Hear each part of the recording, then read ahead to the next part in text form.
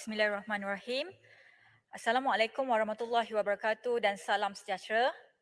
Terima kasih kepada Datuk Yang di-Pertua kerana memberi peluang kepada saya untuk mengambil bahagian membahaskan rang undang-undang Akta Kesihatan Mental Pindaan 2023. Bentong menyambut baik pindaan yang ingin diadakan ini terhadap Seksyen 11 Akta Kesihatan Mental 2021 ini. Pindaan ini telah memperluaskan peranan dan kuasa first respondent dengan izin untuk menyelamatkan mangsa yang menghadapi krisis kesihatan mental.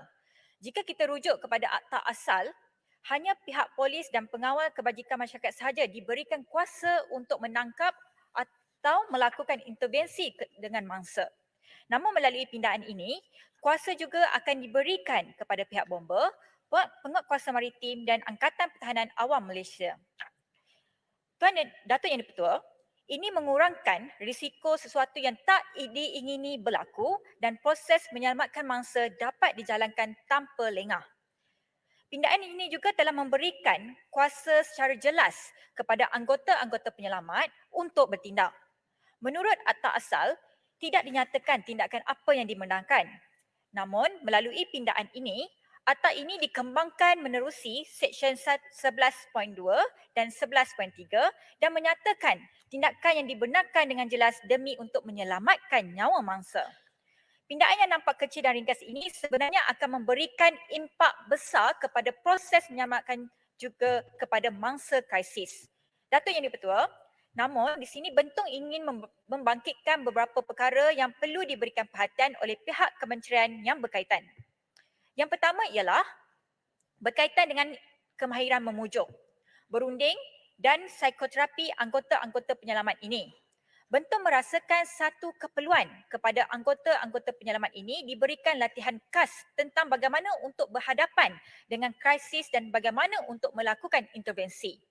Intervensi ini tidak boleh dilakukan secara agresif dan semestinya ia memerlukan kemahiran memujuk dan berunding dengan mangsa.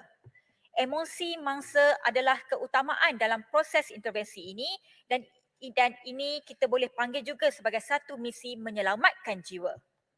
Latihan khas ini perlu diberikan secara berterusan agar anggota yang terlibat benar-benar mahir untuk mengendalikan proses intervensi bersama mangsa.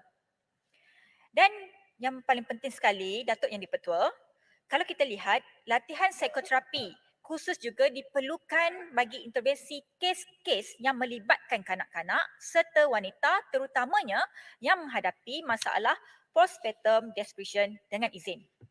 Setiap mangsa mempunyai masalah yang berbeza yang boleh mencetuskan keinginan untuk mencederakan diri mereka. Dan kalau kita lihat orang di sekeliling, mereka lagi teruk, lagi apabila mereka rasa ingin cetuskan untuk membunuh diri. Maka kemahiran psikoterapi ini adalah paling penting bagi proses intervensi ini dan proses intervensi ini juga tidak boleh dilakukan secara gopoh dan kasar. Oleh itu, Bentong menyarankan kerjasama pihak kementerian yang berkaitan dengan NGO untuk memberikan latihan kepada anggota-anggota penyelamat yang melakukan proses intervensi ini. Kerana ia sangat penting untuk kita melibatkan semua pihak untuk bersama-sama dalam proses pengumbalan ini juga, kerana dengan adanya kerjasama dengan NGO yang berkaitan dan sebagainya, mereka daripada NGO ini mereka ada NGO tersebut yang lebih arif, yang lebih memahami dan lebih mengetahui cara bagaimana untuk berhadapan dengan mangsa-mangsa seperti ini. Oleh kerana Bagi Bentong, ya, baik. mohon mencelah juga. YB, saya mendengar ucapan YB tadi dengan teliti dan saya sokong apa yang YB katakan.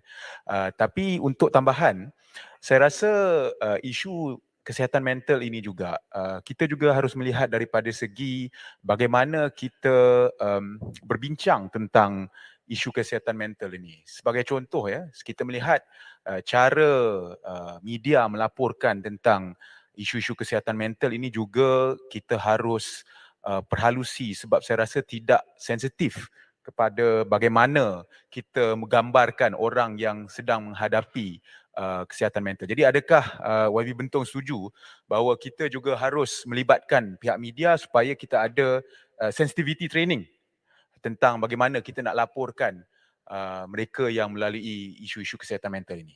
Terima kasih. Saya sangat bersetuju dengan Yang Berhormat daripada Bangi bahawa penglibatan daripada semua pihak, bukan setakat penyelamat-penyelamat, NGO dan sebagainya, tetapi pihak media juga memainkan peranan yang sangat penting untuk memastikan apa sahaja berita yang keluar itu tidaklah mengguris perasaan bukan setakat mangsa tetapi keluarga dan juga mereka yang terdekat. Jadi saya harap ucapan ini juga boleh dimasukkan dalam perbahasan saya. Yang terakhir, sebelum saya menghabiskan, saya ingin beritahu dalam Dewan Yang Mulia ini bahawa nyawa adalah taruhan kepada krisis begini. Oleh itu, kita tidak boleh mengambil ringan tentang prosedur dan proses intervensi ini yang berlangsung. Dengan ini, Bentong menyokong pindaan Yang RUU Berhormat, Akta Yang Kesihatan Berhormat, Mental. sebelum Yang Berhormat duduk, Baik, boleh. saya mohon keadaan waktu. Saya tertarik dengan perbahasan Yang Berhormat, terutamanya berkenaan dengan cadangan anggota-anggota yang perlu diberi latihan khas. Dalam konteks ini, perlu juga dibawa kepada pihak kementerian bahawa terdapat juga kejadian melibatkan anggota-anggota polis yang menggunakan senjata sendiri dan menembak mati diri sendiri.